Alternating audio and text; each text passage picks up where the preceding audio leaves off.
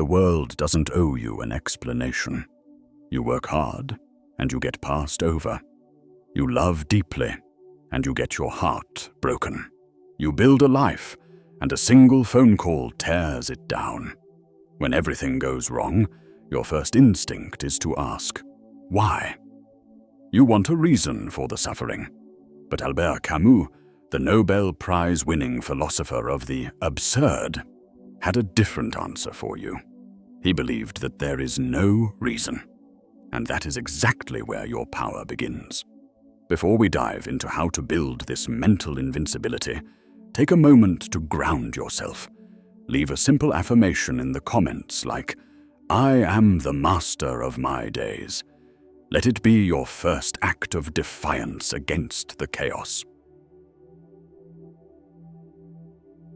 You're sitting there, staring at the wall or a screen, asking the one question that has killed more spirits than any tragedy ever could.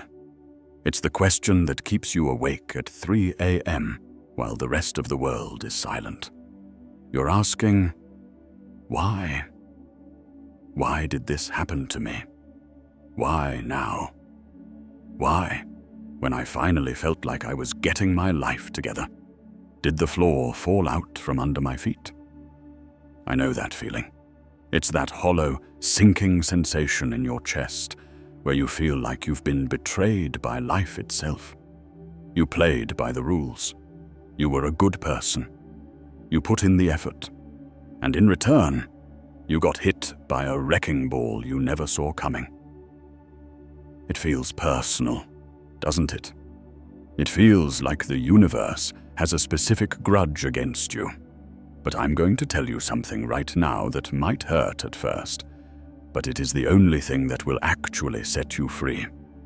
The why is a lie. We are raised on stories where every event has a meaning. In movies, the hero loses their job so they can find their true calling. In books, the heartbreak happens so the character can meet their soulmate in the final chapter. We've been conditioned to believe in a cosmic fairness contract. We think that if we provide the input of good behavior, the universe is obligated to give us the output of good results. But Albert Camus, a man who lived through the horrors of occupied France and saw the world tearing itself apart, realized something much more profound. He realized that the universe isn't cruel and it isn't kind. It's just silent. Think about that for a second. We are human beings, and our brains are literally hardwired to find patterns. We want to see a reason in the stars. We want to see a divine plan in our pain. But Camus calls this the absurd. The absurd is simply the collision between your desperate search for a why and the absolute, unwavering silence of the world. When everything goes wrong, your mind starts building a prison out of that word, why. You think that if you could just understand the reason, you could fix the pain. You think that if you find the why, you can find the solution. But while you're hunting for a reason that doesn't exist, your life is passing you by. You are paralyzed. You are waiting for an explanation from a universe that doesn't speak your language. Being unstoppable starts the very second you stop looking for a reason and start looking for a way forward. Imagine you're standing in the middle of a torrential downpour. You can stand there and scream at the clouds, demanding to know why they chose to rain on your parade. You can analyze the meteorology. You can blame the sky. You can curse your luck. But while you're doing that, you're still getting soaked. The why doesn't dry your clothes. The why doesn't keep you warm. Camus suggests that the most powerful thing you can do is acknowledge that the rain is just rain. It's not a punishment. It's not a sign. It's just a thing that is happening. When you strip away the why, you take back your power. If there's no grand reason for your suffering, then your suffering doesn't define who you are. It's just an event. It's a rock in your path. If the universe didn't send this to teach you a lesson, then you are no longer a student waiting for a grade. You are a rebel. You are an architect. You are free to take the wreckage of what happened and build something entirely new. Not because it was meant to be, but because you chose to make it so. Most people break because they are waiting for life to make sense again. They stay in bed, they fall into shadows, and they wait for a sign that things will be okay. They want the world to apologize, but the world isn't going to apologize. The silence will continue. This is the mental training Camus is talking about. It's a shift in your internal hardwiring. You have to learn to look at the chaos, look at the mess, look at the heartbreak, and say, okay, this happened. There is no hidden message here. There is no secret fate. There is just me, and there is this moment. Have you ever felt like you were living in a permanent winter? I'm not talking about the weather outside. I'm talking about that bone-chilling internal frost that settles in when you've taken too many hits in a row. It's that season of life where your bank account is drained, your bed feels like a cage, and every piece of news you get feels like another layer of ice being piled on top of you. You start to wonder if the sun is ever going to come up again, or if this cold, grey version of reality is just who you are now. You feel brittle, like if one more thing goes wrong, you're just going to shatter into a million pieces. I want to tell you about a discovery that changed my life, and it's something Albert Camus found while he was staring into that same darkness. He realized that most of us spend our lives trying to change the weather. We think that if we can just get the right job, find the right person, or fix our problems, we'll finally be warm. But life doesn't work like that. Life is unpredictable. It's chaotic. Winters will always come. But Camus discovered a secret weapon, and it's captured in one of the most powerful sentences ever written. In the midst of winter, I found there was, within me, an invincible summer. Think about how radical that is. He didn't say he found a way to stop the winter. He didn't say he found a heater. He said he found a summer inside himself that the outside world had nothing to do with. This is the Invincible Summer, and it is the key to becoming truly unstoppable. When everything goes wrong, your first instinct is to look outside for a rescue. You wait for the situation to change so you can feel better. But that makes you a slave to your circumstances. If you need the world to be good for you to be okay, then you are never truly in control. To train your mind, you have to stop trying to fix the winter and start cultivating the fire inside. This isn't about toxic positivity or pretending things don't hurt. Camus was a realist. He knew that pain is real. The Invincible Summer is actually an act of rebellion. It's a conscious choice to say, the world is cold right now, but I am warm. The world is trying to crush me, but I am standing. The world is silent, but I am singing. This is what he called the revolt. It's the refusal to let your internal state be a mirror of your external mess. To build this, you have to change how you view your joy. Most people treat joy like a reward, something you get when things go right. But if you want to be unstoppable, you have to treat joy as a weapon. When you are at your lowest point, and you still find a way to appreciate a cup of coffee, or a sunset, or a conversation with a friend, you are performing a miracle. You are creating something out of nothing. You are proving that the universe cannot dictate your soul. Imagine you are a fortress, The winter outside is banging on the gates, trying to get in. Most people have empty fortresses, so they have to beg the winter to stop. But the unstoppable person has a garden growing inside the walls. They have a sun that they lit themselves.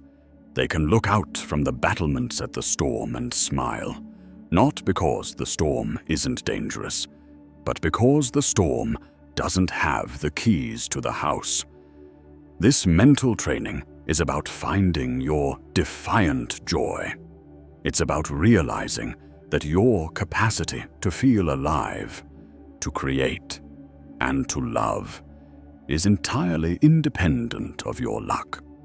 When you hit rock bottom, you finally realize that the ground you're standing on is solid.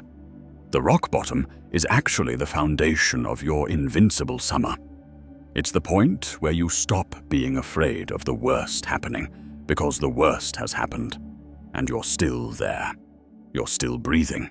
You're still you. Being unstoppable doesn't mean you don't feel the cold. It means you don't let the cold turn you into ice. You allow yourself to hurt, but you refuse to be defeated. You practice the art of the revolt every single morning by getting out of bed and deciding that today, your internal weather is summer, regardless of what the forecast says. What if I told you that the worst day of your life, the day everything finally fell apart, was actually the first day you were truly free? Think about the weight you carry every single day. The weight of trying to be successful. The weight of meeting everyone's expectations. The weight of trying to keep a failing situation on life support. We spend our lives walking on eggshells, terrified that if we make one wrong move, we'll lose it all. We are prisoners of what if. What if I fail? What if they laugh at me? What if I end up with nothing? We live like we're trying to protect a glass house in a world full of stones. But then, the stone hits, the glass shatters. The worst-case scenario actually happens. And in that moment of total wreckage, something strange and miraculous occurs. The fear vanishes. Albert Camus looked at the human condition and realized something that sounds dark, but is actually the most liberating truth you will ever hear.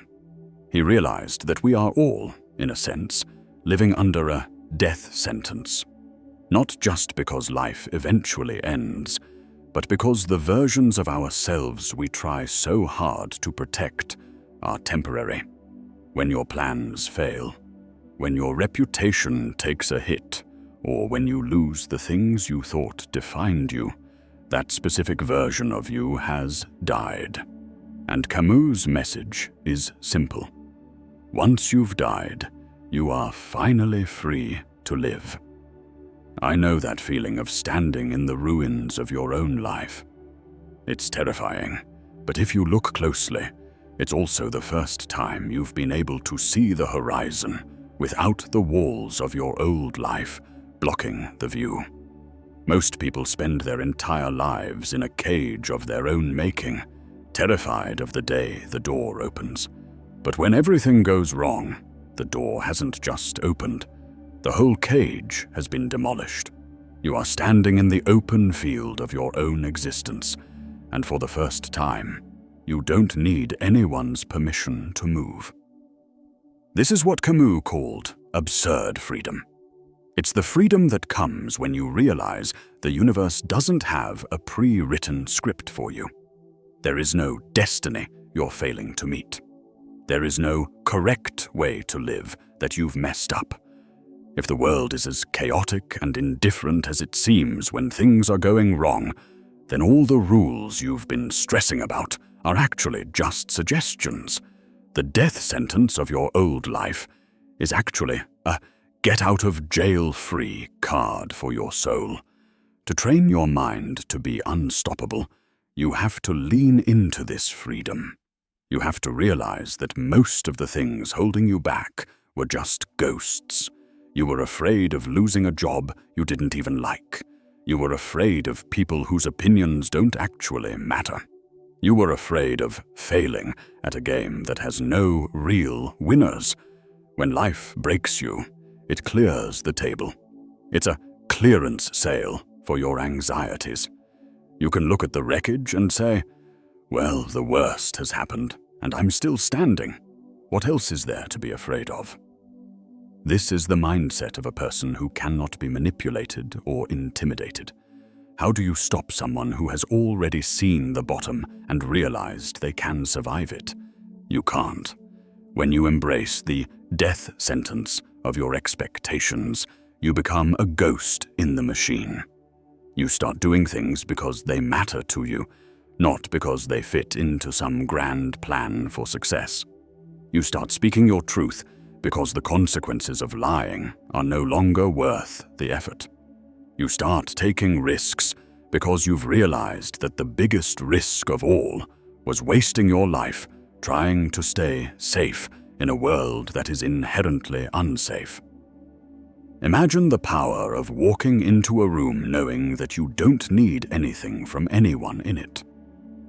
Imagine the strength of starting a new project, knowing that even if it fails, it won't break you, because you've already been broken and you know how to put the pieces back together. That is the freedom Camus is talking about. It's not the freedom of a person who has everything. It's the freedom of a person who has nothing left to lose. When you accept that life is absurd and your time is limited, you stop asking for permission to exist. You stop waiting for the right time or the perfect conditions. You realize that the only time you truly have is the moment you are currently standing in. The death sentence makes the present moment incredibly vivid. It strips away the fluff. It makes you realize that the coffee you're drinking, the air you're breathing, and the work you're doing right now are the only things that are real. So, if you're in a place right now where it feels like everything is ending, I want you to take a deep breath and feel the weight lifting off your shoulders. The old you, the one who was stressed, the one who was scared, the one who was trying to please everyone, is gone. The death sentence of that version of yourself has been carried out. Now look at the person who is left. That person is raw, that person is hurt, but that person is free. Have you ever noticed how easy it is to be a good person when the sun is shining, your bills are paid, and everyone around you is being kind? It's easy to have character when life is going your way. But what happens to that character when the world turns into a meat grinder? What happens to your integrity when you're tired, broke, betrayed, or grieving? Most people think that being unstoppable is about having the biggest muscles or the loudest voice. But Albert Camus knew the truth. The ultimate form of strength isn't how hard you can hit. It's how much of your humanity you can keep when everything is trying to turn you into a monster. I've been in those moments where it felt like being good was a losing game. You see people cutting corners and getting ahead while you're stuck playing by the rules and getting crushed. You feel the urge to become cynical, to grow a thick shell of bitterness, and to say, if the world is going to be cruel to me, then I'm going to be cruel back. It feels like a survival instinct, doesn't it?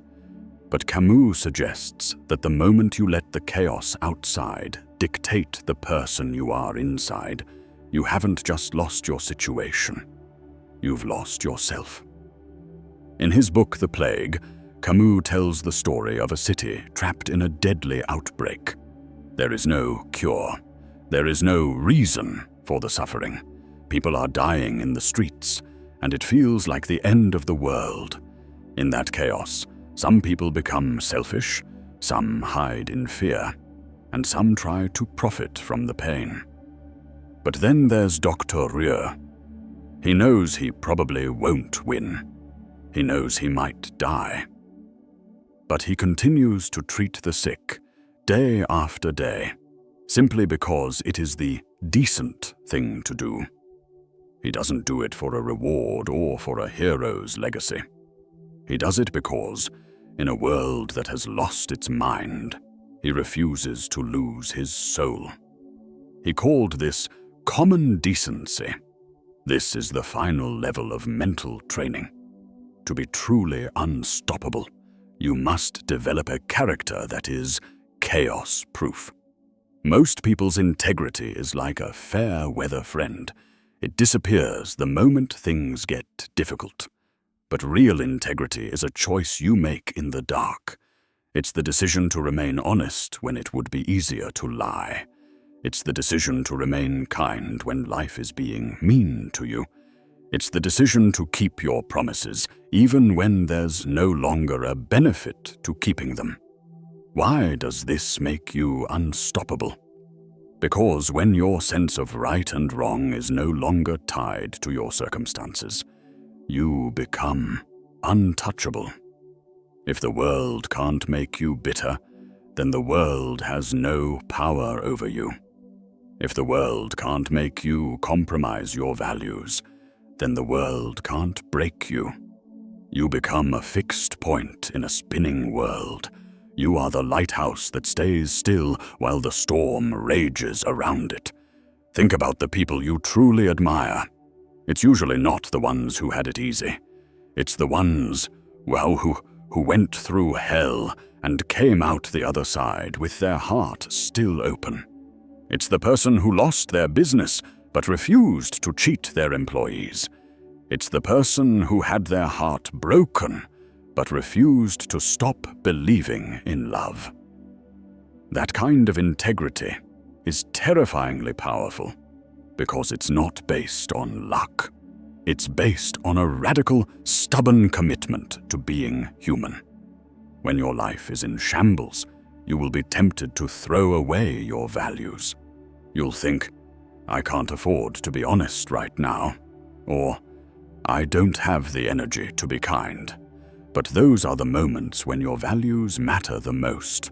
Integrity is the glue that holds your internal world together when your external world is falling apart. Without it, you're just a collection of reactions to bad events. With it, you are an individual. You are a person of substance. Camus believed that since the universe is indifferent and absurd, the only meaning that exists is the meaning we create through our actions. If you choose to be a person of integrity in a world that seems to reward the opposite, you are performing a revolutionary act. You are saying, I am the one who decides who I am. The chaos doesn't get a vote. You are taking the why and the how of your existence back from the hands of fate. To train your mind for this, you have to start small. When things go wrong today, when someone cuts you off in traffic, when a project fails, when a friend forgets to call, pay attention to your reaction. Do you become the chaos, or do you remain yourself? Do you let the winter outside dictate the temperature inside? Every time you choose character over convenience, you are building a muscle. You are making your Invincible Summer even hotter. Being unstoppable doesn't mean you're a machine. It means you're a person who refuses to let the world steal your light. It's about looking at a broken, messy, unfair world and saying, I see you. I see how easy it would be to give up and become like you. But I'm going to stay me. When everything goes wrong, you have two choices. You can let the absurdity of life crush you, or you can roll your sleeves up, look the chaos in the eye, and say, is that all you've got? Life may break your heart, your bank account, or your plans, but it cannot break a mind that has found its invincible summer. If this resonated with you, drop a comment below and tell me one thing you're going to do today simply because it's the decent thing to do, regardless of how your week is going. The rock is at the bottom of the hill. Let's get to work. Stay unstoppable.